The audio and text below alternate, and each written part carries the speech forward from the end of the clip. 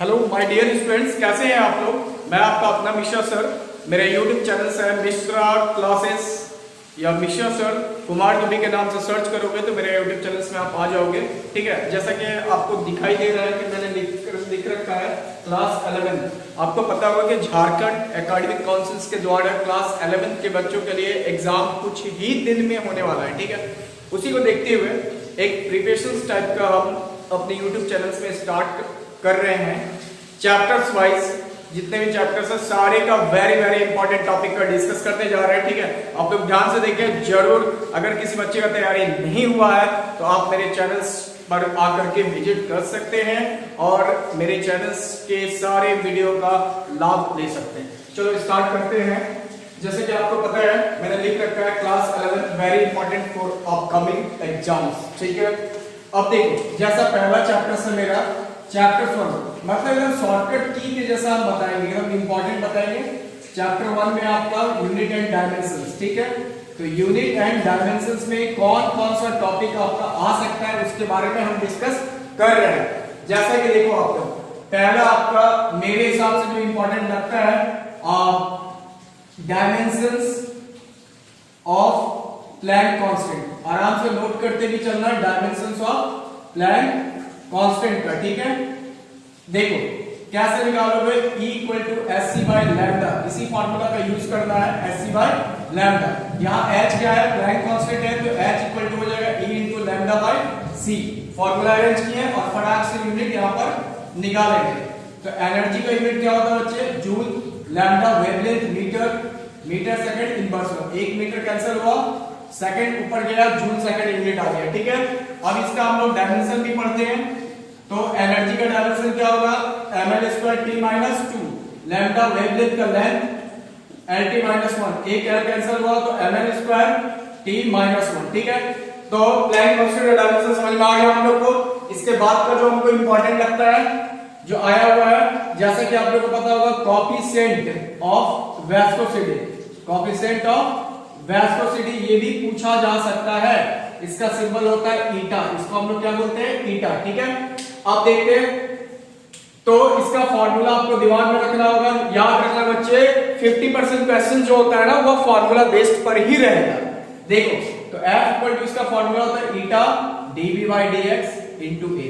यहां से ईटा का फार्मूला ले लो, F बटे dV/dx इनटू एरिया। अब आराम से आप यहां पर यूनिट निकालते हैं। ईटा इक्वल टू फोर्स का यूनिट होगा न्यूटन, वेलोसिटी का मीटर सेकंड इनवर्स 1, डिस्टेंस का मीटर इनटू एरिया का मीटर स्क्वायर। 1 मीटर कैंसिल हुआ तो न्यूटन मीटर इनवर्स 2 और सेकंड। हालांकि डायमेंशन इंपॉर्टेंट होता है, डायमेंशन ही पूछा जाता है रेगुलर वे में। फोर्स का डायमेंशन mlt - 2, वेलोसिटी का lt - 1, डिस्टेंस का l, एरिया का l²। एक l कैंसिल, यानी आपके पास आ गया l ऊपर भेजो -1, t - 1 ऊपर जाएगा -1। तो समझ में आया ना कि प्लैंक कांस्टेंट और कोएफिशिएंट ऑफ विस्कोसिटी का डायमेंशन लिख रखा है। आपको पहले नोट करो फिर आगे की ओर बढ़ते हैं। देखो इसके बाद जो इंपॉर्टेंट लगता है हमको, ठीक है, जैसे मान लो आपको डायमेंशन करना है। ठीक है, डायमेंशन ऑफ जैसे वेलोसिटी का डायमेंशन पढ़ लेना। ठीक है, उसके बाद टॉर्क ये भी पढ़ना है, एक्सेलेरेशन ये छोटे डायमेंशन का आराम से पढ़ना है। इसका फोर्स पता होना चाहिए। ठीक है, मोमेंटम ये सारा पता होना चाहिए। उसके बाद मोमेंट ऑफ इनर्शिया, जो हार्ड लगेगा वो हम अपने बताएंगे, मोमेंट ऑफ इनर्शिया का। ठीक है, उसके बाद आप लोग को पढ़ लेना है एक्सेलेरेशन हो गया, फोर्स हो गया, एनर्जी के बारे में भी पढ़ लेना है, डायमेंशंस। ठीक है, छोटा डायमेंशन। जैसे आप लोग को टॉर्क के बारे में बताते हैं। टॉर्क का फार्मूला होता है फोर्स इनटू परपेंडिकुलर डिस्टेंस। तो बहुत आसान है ना डायमेंशन निकालना। तो यूनिट तो पता ही चल गया होगा, टॉर्क इसका सिंबल लेते हैं, फोर्स का न्यूटन, डिस्टेंस का मीटर, न्यूटन मीटर। डायमेंशंस जो वर्क का होता है वही टॉर्क का होता है। फोर्स का mlt - 2, डिस्टेंस का l, तो ml² t - 2। ठीक है, आराम से देखो एनर्जी का तो वर्क के बराबर ही होता है, फोर्स का mlt - 2, उसके बाद एक्सेलेरेशन का lt - 2। ये सारे छोटे डायमेंशन से, इसको आप लोग थोड़ा सा याद रखना इंपॉर्टेंट हो सकता है। ठीक है, दूसरा बात इस चैप्टर में हमें जो लगता जैसे कि माइक्रोमीटर के बारे में डिस्कस कर देना है, ठीक है। उसके बाद देखो सेकंड पे आता है लाइट ईयर, बड़ा इंपॉर्टेंट होता है। लाइट ईयर किसका यूनिट होता है बता सकते हो? लाइट ईयर डिस्टेंस का यूनिट होता है। बहुत सारे बच्चे कंफ्यूज हो जाते हैं, ईयर लिखा हुआ तो टाइम का यूनिट देते हैं, लेकिन टाइम का यूनिट होता ही नहीं है, डिस्टेंस का यूनिट, ठीक है। उसके बाद स्पीड ऑफ लाइट, 3 × 10⁸ मीटर पर सेकंड, ठीक है। ये याद रखने का चीज है। एक और आया था आपका लाइट ईयर तो हो गया है ना। उसके बाद लीप ईयर, तो लीप ईयर किसका यूनिट होता है? लीप ईयर किसका यूनिट होता है? टाइम का। किसका होता है? टाइम का। ये सब याद रखना, काम हो जाएगा, ठीक है। उसके बाद जैसे मान लेते हैं मोमेंट ऑफ इनर्शिया, आप लोगों को लग रहा होगा मोमेंट ऑफ इनर्शिया का सिंबल आई होता है। मोमेंट ऑफ इनर्शिया, हाँ, I = mr², तो इसका यूनिट हो गया मास का केजी, डिस्टेंस का मीटर स्क्वायर, यहां पर केजी मीटर स्क्वायर, डायमेंशंस तो मास का m l² यानी कि ml²। ये सारे डायमेंशंस आप लोगों को पढ़ना है, ठीक है।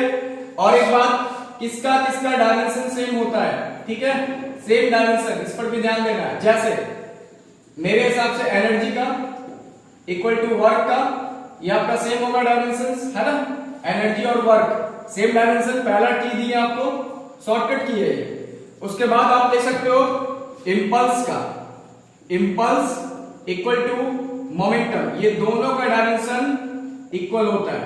Moment, impulse and momentum. Impulse का भी फॉर्मूला फोर्स इनटू टाइम, और मोमेंटम का मास इनटू वेलोसिटी आप निकाल लेना, दोनों का डायमेंशन सेम आता है। क्वेश्चन पूछा गया, ठीक है। उसका थर्ड नंबर में आते हैं यंग्स मॉडुलस ऑफ इलास्टिसिटी का, प्रेशर का, कप्पा, है ना, ईटा, कोएफिशिएंट ऑफ नहीं, मॉडुलस ऑफ रेडियस, चारों का डायमेंशन सेम होता है, ठीक है। सेम डायमेंशन वाला की है ये, सेम डायमेंशन आप ले सकते हो, ठीक है।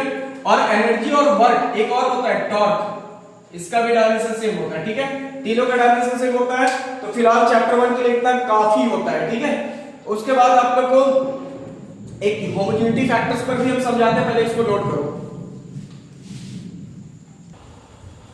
देखो इसके बाद आते हैं प्रिंसिपल ऑफ होमोजेनिटी फैक्टर्स पर 1-2 सवाल, ठीक है। आ भी सकता नहीं आ सकता, लेकिन इंपॉर्टेंट है। जैसे मान लेते हैं अगर F = AT + BT² + CT, ऐसा दे दिया, ठीक है। अब इसमें बोल देगा कि whereas F is force, T is time, ठीक है। और बोलेगा आपको कि find the dimension of A, B and C। Simple सवाल है, ठीक है, A, B और C का। बहुत इजी मेथड से, जहां प्लस माइनस नजर आ रहा है वहां पर इक्वल लगा दो। F = AT = BT² = CT। अब A का निकालना है तो F = AT, तो A बराबर क्या होगा? F/T। तो फोर्स का डायमेंशन डाल दो mlt-2, टाइम का T यानी mlt-3। आ गया आंसर। B के लिए F = BT², तो B = क्या होगा? F/T²। तो फोर्स का होता है mlt-2 टाइम का T² यानी कि mlt-4।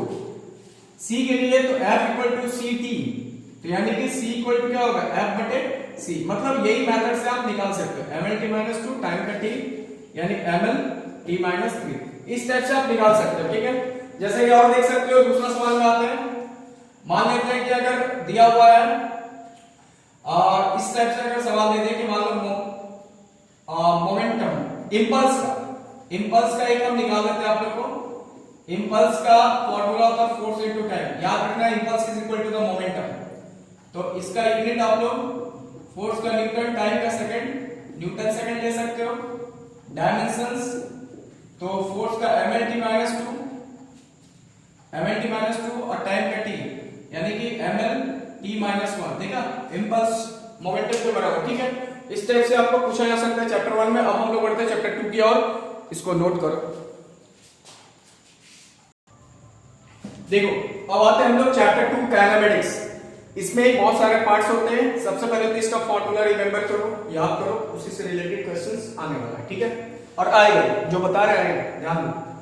देखो जैसे फर्स्ट में suppose relation between linear velocity, linear velocity and angular velocity, ये दोनों का रिलेशन क्वेश्चन में पूछा जाता है, आराम से आंसर दोगे। v equal to omega, v equal to omega हो गया आंसर, ठीक है। उसके बाद हम लोग आते हैं पूरा फॉर्मूला बेस्ड आते हैं। क्वेश्चन नंबर 2, जैसे मान लेते हैं अगर हम लोग को रिजल्टेंट फॉर्मूला पूछेगा तो रिजल्टेंट फॉर्मूला आप लिख सकते हो। देखो R square equal to A square plus B square plus 2ab cos theta. इसमें अगर डायरेक्शंस पूछ दे तो tan theta equal to b sin theta by a plus b cos theta. तीसरा नंबर क्वेश्चंस कि जैसा मान लो, अब देखो यहां पर होता क्या है, रिजल्टेंट फॉर्मूला डायरेक्शंस भी हो गया। अब हम लोग आते हैं जैसे कि एंगुलर डिस्प्लेसमेंट, एंगुलर डिस्प्लेसमेंट, इसका सिंबल थीटा होता है, तो थीटा इक्वल टू एल बटे आर, ये फॉर्मूला ले सकते हो। एंगुलर वेलोसिटी, इसका सिंबल होता है ओमेगा, तो omega equal to theta by T, ये फॉर्मूला याद रखना, ठीक है।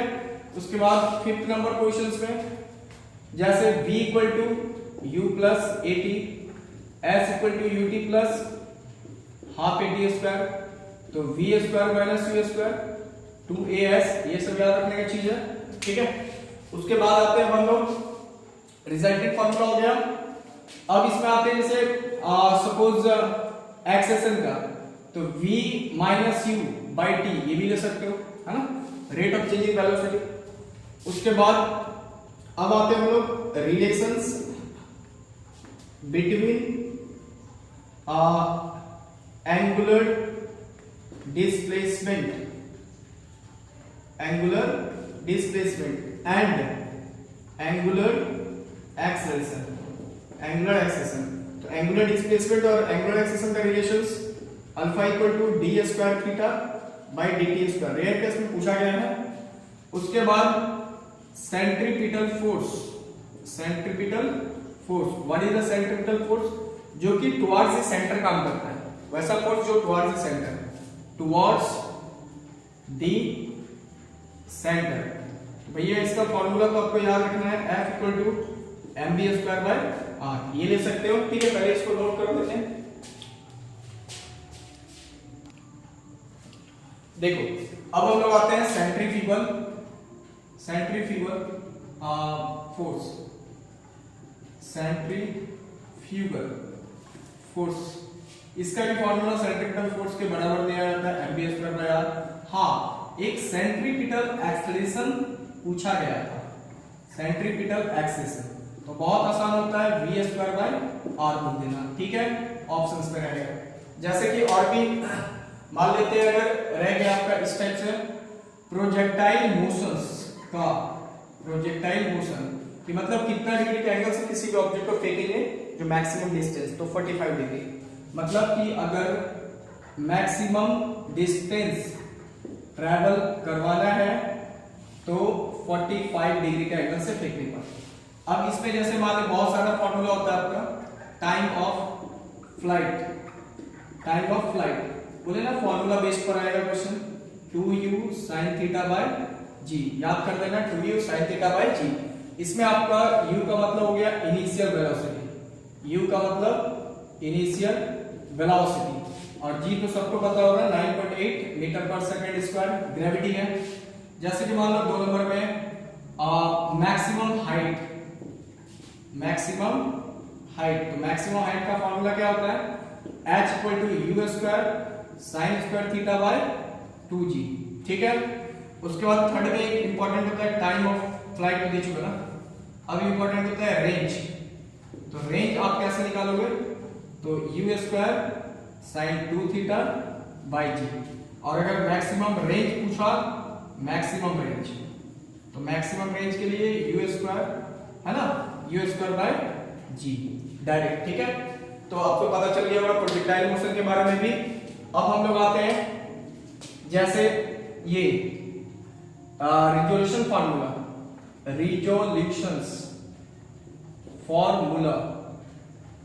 जिसमें कि दो एक्सिस होता है, और एक x equal to R cos theta, एक y equal to R sine theta. मतलब कि आपका दो एक्सिस होगा, एक x और एक y, तो x एक्सिस और एक y के लिए आप ले सकते हो और बीच से लाइन ड्रॉ करेंगे रिजल्ट में, ठीक है। तो ये आपका चैप्टर 2 का है ना। और दूसरी बात कि चैप्टर 2 में आप ये भी ले सकते हो कि जैसे v equal to you plus AT, ये सब तो याद रखना ही रखना पड़ेगा, है ना। हाँ, एक और क्वेश्चन आ रहा है दिमाग में कि अगर आपसे पूछ दे, ठीक है, अगर आपसे पूछ दे कि भाई product of velocity and time graph क्या देगा, पूछा था। Area of velocity time graph या फिर प्रोडक्ट ऑफ, तो याद रखना कि velocity equal to displacement by time, that means displacement equal to velocity by time, है ना। तो इसका मतलब क्या देगा, क्या product of velocity time graph क्या देगा आपको, हमेशा डिस्प्लेसमेंट ही देगा, डिस्प्लेसमेंट, ये पूछा था, ठीक है। 6 नंबर में यह क्वेश्चन ऐसा पूछेगा, देखो, एरिया अंडर, है ना। एक और दे देते हैं हम लोग, area under acceleration and time graph का पूछेगा। तो सीधा से याद रखना, acceleration equal to velocity by time, तो velocity equal to acceleration into time. इसका मतलब इसका आंसर क्या होना चाहिए, area under acceleration time graph क्या देगा, वो हमेशा वेलोसिटी देगा। इस टाइप का ही क्वेश्चन पूछा गया था, ठीक है। जैसा कि आपको पता है, और एक तो फार्मूला हम लोग करते हैं, पहले इसको नोट करो। देखो, अब लास्ट हम लोग चल रहे हैं, चैप्टर 2 का कंप्लीट हो जाएगा। जैसे एक्सेशन इक्वल टू होता है dv बाय dt, ये डिफरेंशिएशन बेस का formula, velocity equal to dx by dt, ये भी काम आता है ना। आप ये याद रख सकते हो आराम से कि अगर वेलोसिटी को डिफरेंशिएट करेंगे टाइम के रिस्पेक्ट में तो एक्सेशन मिलेगा, अगर डिस्प्लेसमेंट को डिफरेंशिएट करेंगे टाइम के रिस्पेक्ट में तो वेलोसिटी मिलेगा। और इसमें से क्वेश्चंस बहुत ही आने वाला है, बहुत क्वेश्चन आएगा, ठीक है। हम लोग बढ़ते हैं आगे की ओर। तो आपको मेरा वीडियो कैसा लगा, आप लोग ज्यादा से ज्यादा बच्चों के बीच शेयर करें, ठीक है। Thank you.